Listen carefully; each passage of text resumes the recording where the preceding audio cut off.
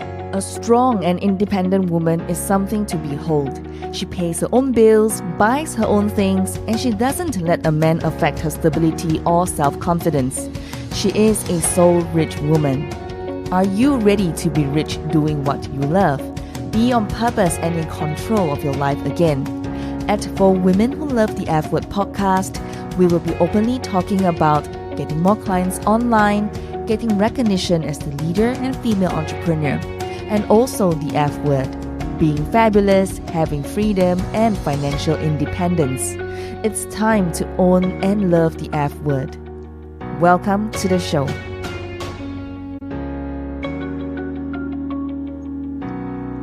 All right, Kim, thank you very much for being here. Oh, thank you, Janisha. Okay, so I'm really excited to talk with you. Yes. Okay, so I want to say I'm really very blessed to meet you and would love to see you in Singapore real soon. So for those of you who do not know Kim that well yet, so let me just do a quick introduction. And now, Kim is an internationally renowned speaker, best-selling author of Rich Woman. Wait, I must flaunt my book. Oh, thank you. Oh, one of the originals. Yeah, one of the first. Of course. I'm a fan. I love it. I have all these stickies here as well. You got to sign them when you come here, okay? That's how I study. And of course, you're the author of the Good Deal, Bad Deal, radio show host, entrepreneur, and real estate investor. Now, Kim realized early in her career that she didn't want to be an employee. In search of something more, she worked to develop her skills and made her first real estate purchase. She now controls millions of dollars of investment property and is committed of helping women to achieve financial freedom through investing and taking control of their financial futures. Okay, so we have Kim in the house. Well, Kim, once again, welcome. Thank you. Janisha, thank you. Thank you for having me. So I'm excited about coming to Singapore. Yes. So when are you going to come to Singapore? I know you're going to be in Singapore earlier. Yes. So there's the big the Masters of the Century. The name of that event. I'll be there for that. 23rd and 24th, and then we are doing our Rich Woman event for a day, 2 days with my team of women. We're dear girlfriends, entrepreneurs, investors. We travel the world, and we do not do this event very often, very rarely actually. But Veronica and Richard, Success Resources, they've been so good to us, and so we're really, really excited to come to Singapore and to meet the women of Singapore. I know Singapore very, very well, and I know the women of Singapore and Asia are a powerhouse, and it's time for the women to step up. Yeah. Because the world needs strong women leaders right now, and that's one of the reasons that we're coming and we're teaching and we're educating. What made you wanted to write this book, Rich Woman? I mean, like, I've read it, I love it so much. I've educated myself. So I mean, like, you have started at such a early age, and then you put this whole piece together, and it's for us. So why do you do it at the beginning? Yeah, well, the reason, Janisha, I wrote Rich Woman was because Robert and I would travel the world teaching the Rich Dad philosophy, speaking to big groups, and I would get up on stage and I would speak to the women for just a few minutes. And at every event, whether it was Singapore or London, Tokyo, Johannesburg, wherever it was, at the end of the event, I'd always be surrounded by women. And they had the same questions and the same issues. And the biggest thing I realized is there's a huge, huge, huge demand for women to be educated about money. And actually, we women, not only have we not been expected to know much about money, but we've actually been taught to depend upon somebody else for our financial well-being, be it a husband, family member, government. We've actually been taught not to take care of ourselves financially, but to be dependent on somebody else. So that puts us often in dire straits. So my whole message is we need to be in control of our own finances. We need to step up and be financially literate. And ideally, it's up to each one of us to be financially secure and financially free. Nobody's going to do that for us. No financial advisor, no financial planner. It's up to us. And it's not rocket science. Anybody can do it, but it takes time and it takes education. I think one of the big pieces is when you said anybody can do it, anyone can do it. It feels like a hurdle because a lot of us in our education system, we are taught that, if to go this way or when we were supposed to go to the left, if you go to the right, if the teacher say go to the right, we'll go to the right. So we're kind of like boxed up in this system where we are not taught financial literacy at a very young age in our generation. And how can we do more? I mean, like now that you're saying that anybody can do, how can we cross this hurdle in our minds that we can actually do it? Yeah, well, when you say minds, Janisha, that's the biggest part of it. Is number one is our thoughts and our beliefs rule everything. So if our thoughts and beliefs are, I don't know anything about money, I'm not good with numbers, somebody else will take care of me, then that's a recipe for disaster. So actually starting to take control of your finances starts very simple. We start small, we take baby steps.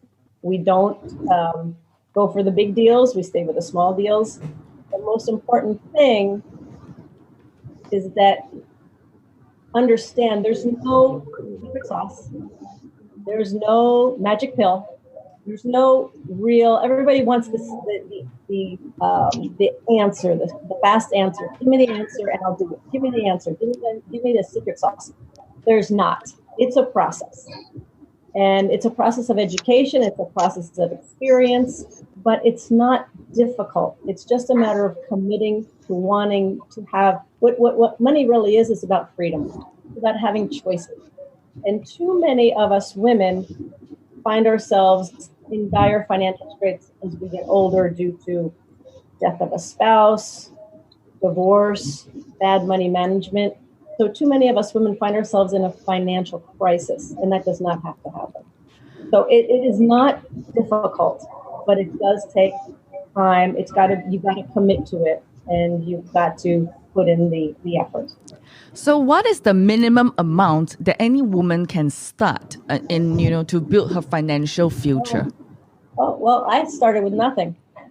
And I'm going to tell you, probably the best thing of all is that I did not have the money. Robert and I did not have the money. So, for example, our very, very first investment, my very, very first investment was a little 2-bedroom, 1-bath house in a place called Portland, Oregon. It was $45,000. I needed $5,000 down. $5,000. Did not have it. But here's the beauty of it. Probably for the first 10 to 12 real estate deals I did not have the money. And what that forces you to do is get very, very, very creative.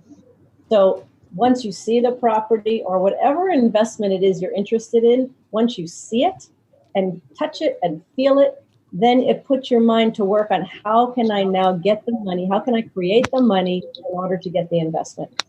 And that's probably one of the biggest things. So when people say, when I get the money, I'll invest. Chances are, when I have extra money, then I'll start investing. Chances are we're always so busy. We always have something that takes up our money. So I always say, find the investment first, then the money will come. Figure out how to get the money. I remember watching one of your interviews, in fact, in a recent one that you did when you were in London. You talk about actually being financially free. It's so simple. You spoke about the concept of keeping your expenses low while the money that you bring in just higher than whatever that you are spending. And that difference in itself is financial freedom. Yes. Tell us more about this mind-boggling concept because people think that having financial freedom is multi-million of dollars. Yeah, exactly, Janisha. So when in 1994, Robert and I were financially free, and exactly as you say, everybody thought, oh, you must have millions of dollars set aside in savings that you're going to live off of. No, that was not the case. And our formula is very simple. What you want to do is create positive cash flow my investment of choice is real estate. There's many other ways to gather cash flow, whatever works for you. But we had $10,000 a month in cash flow from our rental properties, but we only had $3,000 a month in living expenses. So at that point, 10,000 coming in, 3,000 going out, we were financially free. And the most beautiful thing about that is that for the first time, I didn't have to worry about money, which was huge. I mean, we all worry about money. How do we pay our bills? How are we going to, make this payment? How are we going to do the next thing we want to do financially? Number one, I did not have to worry about money anymore. And number two, it gave me the luxury to ask myself, what do I really want to do with my life? So it's all about financial freedom. It's about freedom. It's not so much about the money. It's about freedom. It's about having choices to live the life you want to live. That's what it's about. And then I'm going to tell you, every single real estate investor, successful real estate investor that I know, started small, worked through their process, and today, because of that, that's what makes them successful. And so I'm very straightforward. I'm very forthright on what it's going to take, the reality of what it's going to take. Any woman, if I can do it, I didn't know anything about money. I didn't know anything about investing. I didn't know anything about real estate. So if I can do it, you can do it too.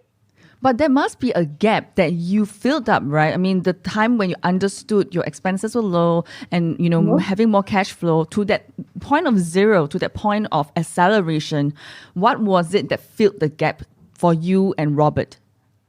When you say fill the gap, meaning that how do you have that awareness to know that, okay, I need to do this, I need to do this, I need to do this? Oh, I made a ton of mistakes. A ton. I mean, that's the key to success. I'm going to tell you right now, that's the key to success is making mistakes. Everybody's so afraid of making a mistake. The only way we learn is by making a mistake. So Robert started to explain to me what his rich dad taught him about real estate. And he's like, okay, so go buy something, go figure it out. I'm like, I don't know how to figure this out.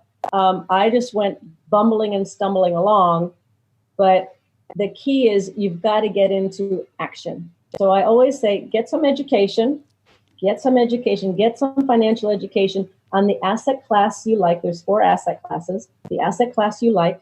And then once you have some education, start very small. Take baby steps, put a little money down, because as soon as I put some money down, my interest goes way up, way up. If I put $100 onto something, I'm going to be interested in what that's going to do.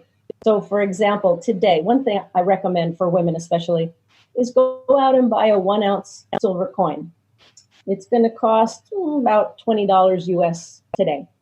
But what that does is, because you've now got this asset or this gold, this silver coin, all of a sudden your interest will go up. You'll look at the price of silver every single day. What's it doing? Why is it up? Why is it down? And because you've just parted with $20 US, you become this quasi-expert on silver. I'm a big believer in you've got to put some money down, get into the game, and then that's where the real learning happens. You got to go out and do the real thing. I love that. It's where your treasure is. That's where your heart will be.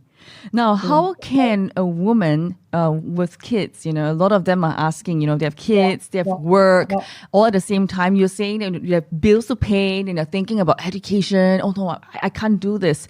So how do you advise them to strike a balance between raising kids and building their wealth? Right. That's a great question. Robert and I do not have kids purely by choice. I have one kid called Robert. That's enough for me. That's about all I can handle. But my girlfriends, for example, Lisa Lannon, she's a Rich Dad advisor. She and her husband, Josh, teach on, they have very successful businesses. They have 2 kids. They involve their kids in their business. They involve their kids in their investing. So when they go out and look at a property, they bring their children along. So they educate the kids as well as educate themselves. So for women, I just, especially with the internet, there's so much opportunity out there on the internet for business and things like that. I think the parent, of course, is going to be the best teacher. So why not include the kids? It amazes me how young kids get interested in money. I mean, they know about money when they're very, very young. So why not educate them while you're educating yourself? I don't think it has to be one or the other. I think you can do it together. Yeah, here And same with relationships, same with couples. I'm not advocating that a woman go out there if she's married and she has a life partner, that she go out there and do this all by herself and separate from her spouse. This is ideally, investing is something that you want to do together as a couple, because you grow together, you learn together. I do not understand why you work so hard for your money. I mean, we work every single day for the paycheck, or if you're a business owner, for that revenue. You work so hard for it. Why would you turn it over to somebody else that you hope and pray is going to do a good job with it? Nobody is going to take care of your money better than you. And the most important thing I think someone can do is be aware, get educated, and invest their money themselves, and be responsible for your finances. That's right. And if you have not signed up for our Rich Woman event happening on the 26th and 27th of October, do remember to stay tuned to the end, because we've got a really, really special gift for you where you can get a really special, I would say, discount. Okay, so do remember to stay tuned, okay, to the end, all right? Very, very important.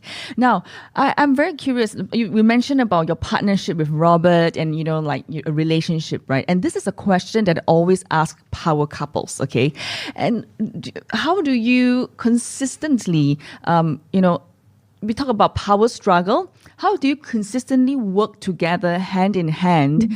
What is like 2 relationship advice or 3 tips you would give any women, whose husband probably have, some kind of thing going on, but how can they manage it better, just like you? Well, I don't do it perfectly by any means. Robert and I, being married is not the easiest thing either. I mean, you're always working on it to keep growing and to keep growing. So to be married and to be business partners is not for everybody. Absolutely not for everybody. It works for us. But the one thing I found is that we have very different roles. So Robert was always, it's his story. He's the visionary. I love the business. And I never ever expected to be on stage doing the whole rich woman thing. I love business. Even today, we have totally reinvented our company over the last few months. So I was not actively involved for the last few years. Today, I am the CEO and president. I am in there every single day running the company with our team. But I love the business. And Robert is the author.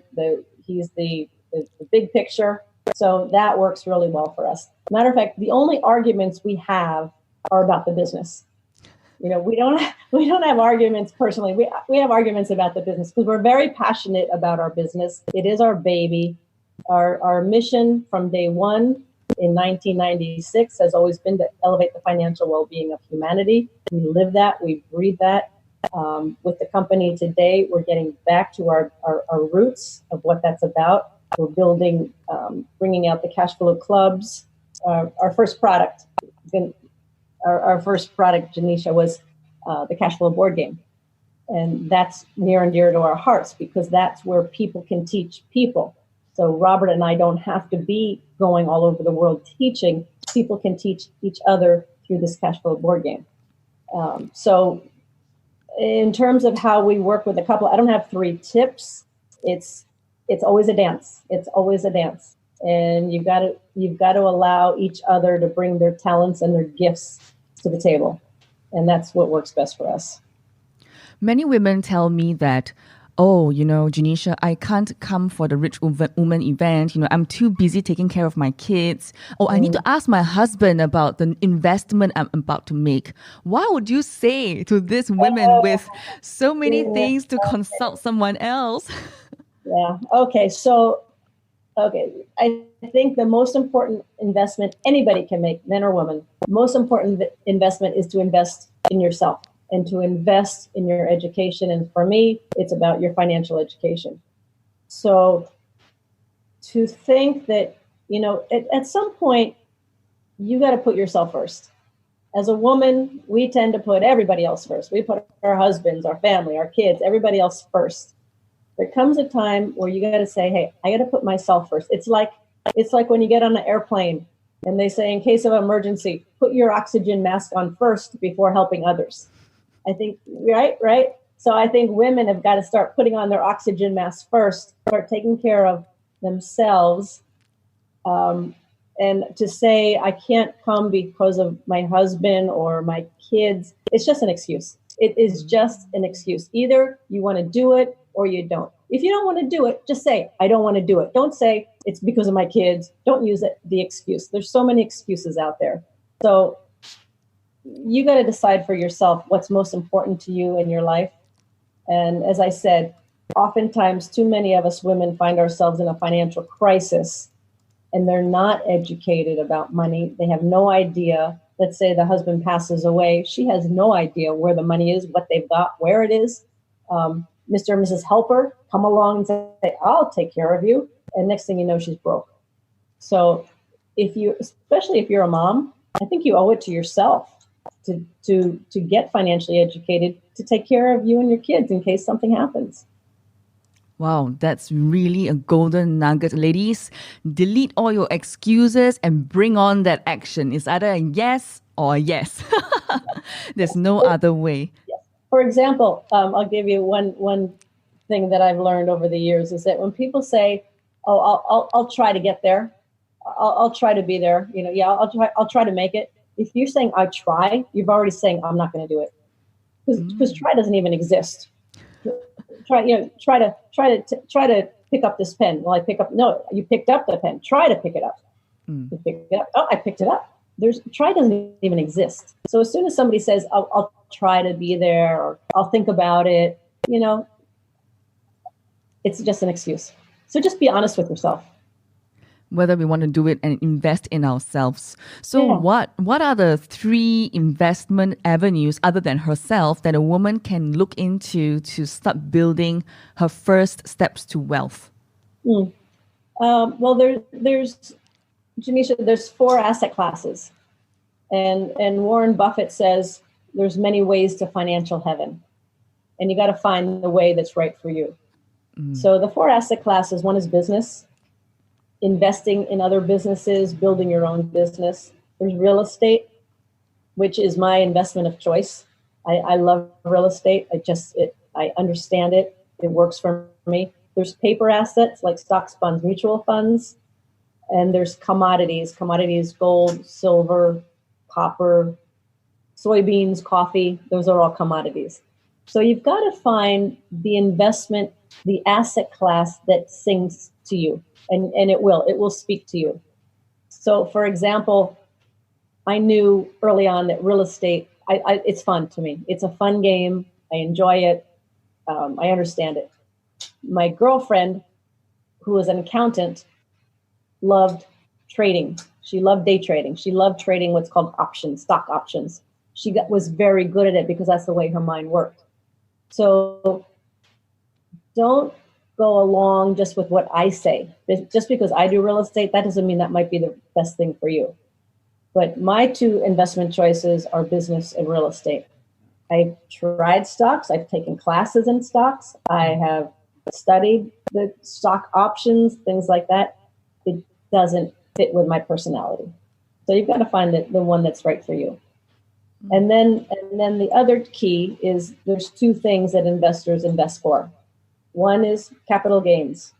So capital gains is you buy a stock at $20, it goes to $50, you sell it, and your profit is called capital gains.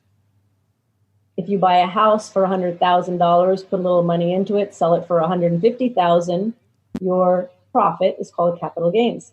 You must sell an asset in order to realize capital gains. You have to sell. The other thing investors invest for is cash flow. I am the queen of cash flow. I love cash flow. So cash flow is where, like for in paper, in stocks, maybe every twice a year, once a quarter, you get a dividend check on your stock. That dividend is cash flow because you're putting money in, it's working for you, it's giving you a return, cash flow. You buy a rental property, okay? Every month you collect the rent, you pay the mortgage, you pay the expenses. If you've managed the property well, at the end of the month, you have a positive cash flow. So I am all about cash flow because once you buy an asset and it's giving you cash flow every month, eventually you keep accumulating more and more assets that are giving you cash flow that's flowing into your income column. At some point, your income from your cash flow will replace the job, salary, paycheck that you're getting. And at that point, you're financially free. That's what I'm about. Money has the power, especially for women, to enslave you or to set you free. Okay? Too many women marry for money, are in bad relationships because they're afraid they can't make it on their own financially. They're in jobs they hate because they need the paycheck. So I am not about having money enslaving. I am all about money setting you free. Wow, this is a very important statement. It's all about having the money that allows you to set you free, right? Yeah, free to do what you want, to live the life you want, to do what it is you really want to do with your life. We all have a gift. We all have a talent. Oftentimes it's covered up because we have to work for money. We have to kind of sell our souls for money. So what if you had the financial freedom where you didn't have to do that anymore, where you could just live your life true to who you are at your core? Wow. So what will you be sharing with our audience, our women, this coming October? What exactly will you be covering to how we're going to discover our personality types to work in the different asset areas? Or are we're going to learn more than that? Tell us more. Well, there's a lot we're going to cover in 2 days. and I have my 3 girlfriends, again, entrepreneurs. So Lisa Lannon, Seal Stanford, Rhonda Jaggers, entrepreneurs, investors, very, very successful. We teach as a team. It's a lot of fun. And we're going to cover really 3 areas. So we're going to cover financial development, financial education, financial development. We're going to talk about investments. You're actually going to analyze some investments. We're going to talk about business development, about entrepreneurship, building a business, investing in a business. We're going to analyze a business. But the real key to all of this is personal development, because you are the foundation of everything successful in your life. And for me and for Robert, people often ask, what's your secret to success? What's your secret? Da, da, da, da. Well, there's really no secret except we work on ourselves. We work on this because this is what holds us back. The fear, the doubt, all of the things that get in our way, that's what holds us back from success. So the more we can clear this and work on this and work on us, the more we grow. So for somebody who's just starting out, if you're just starting out in investments, in real estate, in a business, it's scary because it's an unknown. We haven't done this before. We've got this horrible fear of making mistakes. So when we come up against obstacles and things like that, oftentimes this is the biggest obstacle. So if we can keep clearing our thoughts, our beliefs, our ideas, especially around money, that can free us up to move forward and have a lot more energy. Wow, I love that. Now, for those of you who just joined us, we just want to acknowledge you right now. There's many of you here in the room. Okay, we just want to acknowledge you. We know that you could be doing something else, so we are doing everything in our power to make it well worth your time. All right. So after the end of this webinar, the webinar replay will be posted on Success Resources Facebook page. So not to worry if you missed the front part. So it'll be available on the Success Resources Facebook page. And also at the end of the webinar, we will be sharing with you a gift. Okay. Last but not least, you get to ask questions. All right. And we have already more than 10 questions sitting on my table that were already pre-given to us and so one whole list. So the team has already filtered some of those important ones that desperately they wanted them to be answered. So Kim, one of the questions that came in during the Q&A actually asked how to start a real estate business with limited resources. So that's one of the questions that the participants have given us. What would you say about that? Yeah, and a lot of people say that. They all think it takes money to make money. I'm here to tell you it doesn't take money to make money. I'm a walking example of it. As I said earlier, my first probably 10 investments, I did not have the money. And what the number one excuse people use is, I don't have money, so I can't invest. I would say, number one, start getting educated on whatever it is that interests you, whether it's real estate, whether it's business, whether it's stocks, bonds, options, whatever it is. Start getting educated, because then you'll start to see things differently. And the second thing is, go find an investment. Whether you have money or not, go find one. Just go start looking. Start small. I always say, get some education, take baby steps, start small, go buy a share of stock. That can cost you like $10. That's easy. But don't overthink it. Just get into some action, get some education, start small, go buy that 1 ounce silver coin, go buy a share of stock. Online, there's so much opportunity online for you to create assets online. But I would start there. Just start. Don't think about it so much. We get into analysis paralysis, and they all want the formula first. Just start. There's two things you can invest. You can invest time and you can invest money. So before you start investing your money, invest the time in your education, in your investment education. Do that first, then invest a little bit of money. A little bit, because you're going to make mistakes. Okay, I'm going to say one more thing, Janisha. Yes. Yes. So we all go to school, especially in Singapore. School is very important. We're all taught to, got to go to the right school. You got to get the education, all of this. Let me tell you that what they teach you in school is opposite of what it takes to be successful in real life. So for example, number one, in school, they say, don't make a mistake. They punish you, right, for making a mistake. They give you an F. They give you a red mark. They humiliate you in front of people, okay? So people come out of school scared to death of making a mistake. The only way we learn is by making a mistake. A mistake only shows you something that you didn't know. So you make the mistake and you get the lesson. Instead of going, oh my God, I made a mistake, and you beat yourself up. What's the lesson? Where is it? What's the learning in that mistake? Then we get smarter, then we can move forward. So number one, they teach you not to make mistakes. Number two, school teaches you to do it on your own.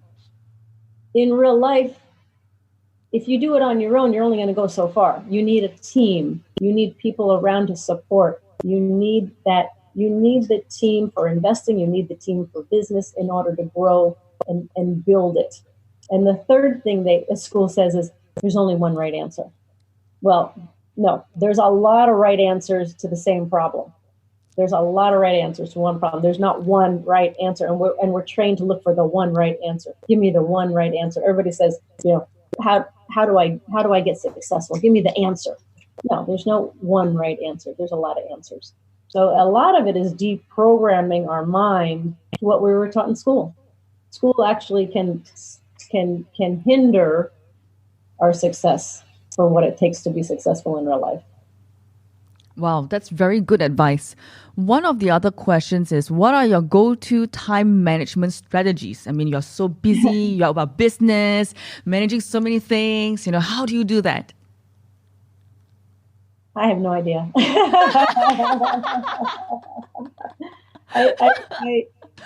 There's different personality types. My personality type is, it's called a quick start. I go to solution very quickly. I go to action very quickly. So I don't think, and sometimes that's a plus and sometimes that's a minus. But I just know that I know the most important things I need to handle, and I do my best to handle those first in the day. So, but do you intuitively know what exactly you have to handle, or do you have a priority list that you do or something? Oh, that's a good question. I mean, I do, as I've gotten older, and maybe because of more experience and more knowledge, my intuition does kick in stronger. Um, and I don't have to-do lists. I don't do well with them, but I have maybe five things, like every day, maybe five things that I have to do. And here's the thing that has worked for me. Um, Oftentimes, the things that are uncomfortable that I don't want to do, like you got to make that phone call and tell somebody that you're not going to do business with them, or there's an upset and you need to confront it. So what I've learned is I've gotten pretty good at confronting the things that make me uncomfortable. And, Wow. and well, I would say this for in all aspects of life, and this comes if you want to build your business, if you want to start investing. If you have a hard, you've got to start getting comfortable being uncomfortable. You've got to do those things that are going to stretch you. If you want to be successful, you've got to get out of your comfort zone. If you keep doing the same thing day in and day out and day in and day out and not stretch yourself and not get out of your comfort zone, you're never going to grow. So my fitness coach says, you got to get comfortable being uncomfortable.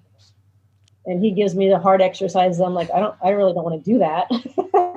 I really don't want to run up those stairs 20 times. He goes, well, then just stay comfortable and stay where you're at. Wow. And Does how that do make you sense? know? Yeah, I love that. And how do you know? I mean, I just want to add one more question to this. How do you know exactly when you are in the comfort zone so that you can activate the other part of you and say, hey, it's time to, get out and get moving? Yeah. Well, you know, because you feel it inside.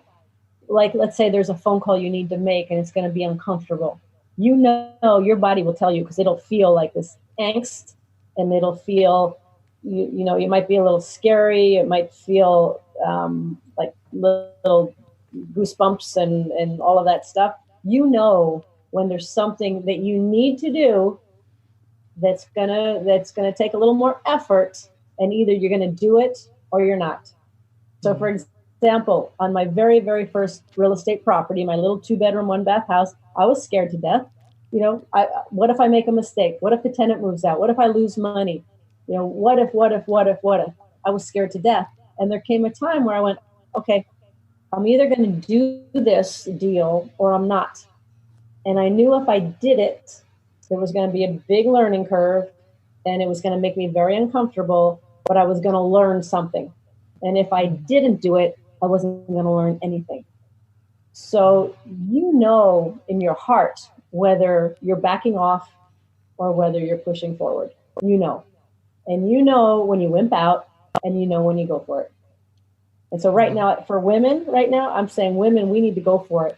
We need to go for it. The world is really messed up right now. It's messed up financially, economically, morally, ethically. And I think it's up to the women to turn things around, because we bring a different energy, we bring a different spirit, we bring a whole different personality to the world. And too many of us have been sitting in the background, letting everybody else, letting our spouse and everybody else do stuff. Right now, it's up to women to stand up, to start being role models, to start being leaders in their families, in their communities, in their cities, in their countries. And that's more why I speak and why I educate. It's not just about you getting financially secure. It's really about women stepping up and taking a leadership role and really changing the world, really making a Wow. difference in the world. It's about making a difference in the world. Wow. Two more questions. Sure. How to recover from paycheck to paycheck situation when you have too many obligations? How to recover from paycheck to paycheck situation when you have too many obligations? So I'm assuming they're talking about financial obligations. Yeah, I think so. Financial obligations. So, okay, so here, this comes from neuroscience. I've studied neuroscience lately, and how real change and real transformation happens. So, if you're in that situation, you got to ask yourself, if I keep doing what I'm doing every single day, am I going to get the outcome I want? Okay, so if somebody is living paycheck to paycheck and they've got all these obligations, if they keep doing what they're doing, is it going to change that situation or not? And if it's not, then they have to ask themselves, what do I need to do in order to change it? So for real change to happen, real transformation to happen, it's a 4-step project, a 4-step process. 1, you got to get information. 2, you got to take action. Okay. So if somebody's in that situation and they're not doing anything different, nothing's going to change. So you got to take action that's different. The 3rd step is what's called feedback. So for every action we take, every single action we take, there's feedback. So if I shake your hand and you shake my hand back, that's feedback. If you touch your finger to a hot stove and it burns, that's feedback. Too often we have all this feedback coming to us that is gems. They're gems. They are like the best information, but we're ignoring it. We're not aware of it. We're not paying attention to it. So we don't learn from it. And then the 4th is when you get that feedback, let's say you're launching a new product and nobody buys it. Sales are 0. That's feedback.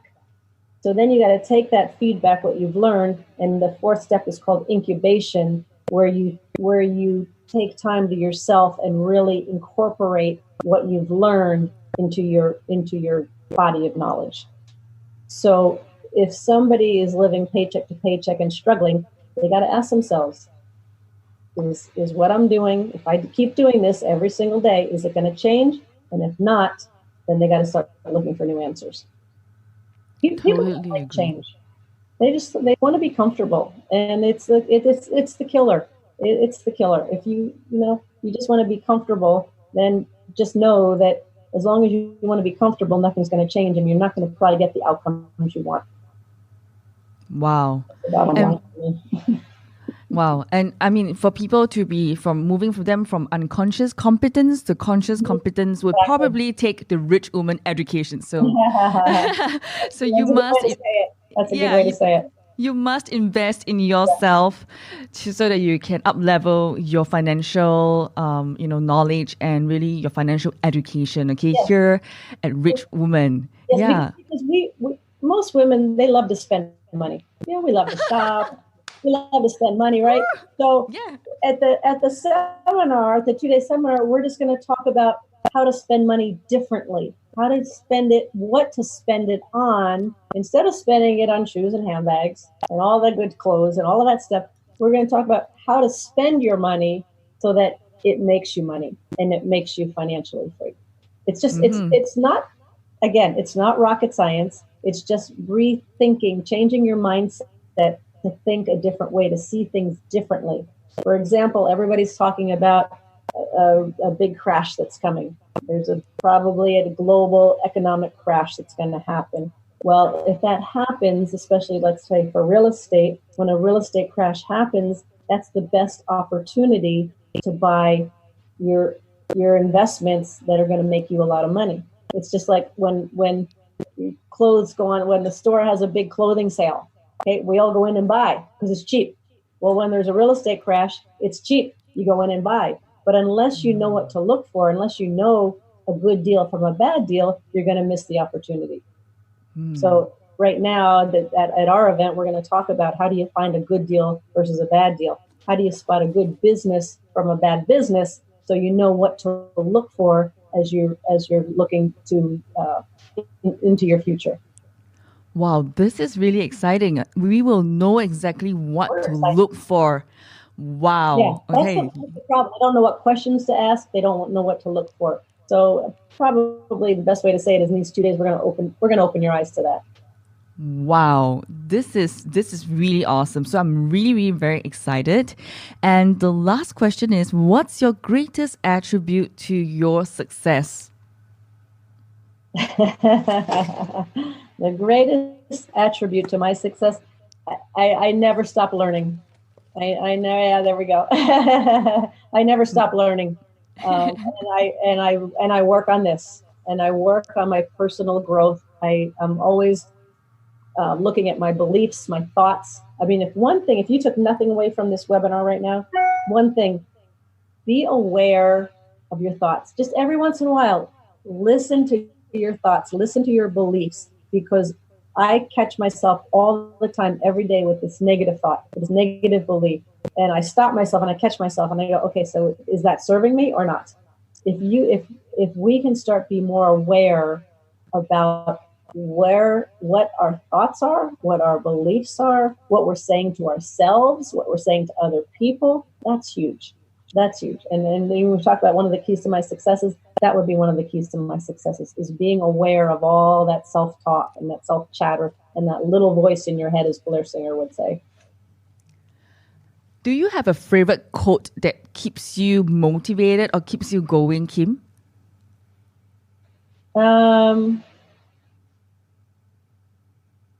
There's a quote by, I think it was Emerson. He said, nothing happens until something moves. Nothing happens until something moves. And to me, that says, if you're not in motion and you're not moving, nothing's going to happen. So I like to set goals for myself that I don't know if I can accomplish them. And then what I do is, so for example, with the book Rich Woman, I set a deadline on when the book was going to launch. And then everything from there went backwards. And so I said, okay, I agree to that. That means I got to get the book written by this time. I got to get this done. And I also have people around me who are counting on me to deliver. So that's one of my keys for a goal. I set a goal, I set a deadline, and then I have people that are counting on me. So I don't want to let them down. Wow. So it's not just your own responsibility, but also your responsibility to others. Yeah. You've got to have, and you've got to, in order to be successful, you've got to have a good team of people. And the most number one factor for me, and I've learned this the hard way, is I only want to be around people and deal with people who I trust. And that's huge. So for example, Richard and Veronica of Success Resources, we've known each other for 22 years. I trust them explicitly. But I only want to deal with people I trust. Too many people are only in it for the money. So if your goal, we talk about goals, if your goal is to make money, if that's the goal, if you're starting a business and the goal of your business is to make money, chances are you're not going to make it, because that goal is not strong enough when you hit the obstacles, when you have the setbacks, when you have the negative responses, when you have all of the problems that will come from being a business owner. If your whole goal is just to make money, not strong enough. You've got to have a real strong reason why you're in business. What's your purpose? What's the bigger picture? What is it for you that's going to keep you going through that adversity? That's key. Wow. So much. Thank you, Kim. Thanks so much for sharing with us so much of your wisdom today. I really enjoyed it. I really enjoyed the conversation with you. And I really look forward to see you here in Singapore together with Robert as well. I really am. I love Singapore. It's such a great spot, and the people there are fabulous. We always have a great time. And the reason we do a women-only event is because we want to create a very safe, sacred place where women can share and be open and maybe talk about things that other times I wouldn't talk about. So it becomes a very intimate environment and very powerful too. Do take action. Wait no further, because you need to step out of your comfort zone and go invest in your financial future. Be a rich woman. That's the key, to invest. It's time for you to invest in yourself. Yes. All right. So thank you, guys. Thank you and take care. Bye-bye. Thank you. Bye-bye. Thank you for joining me today. I'm so honored to have you here.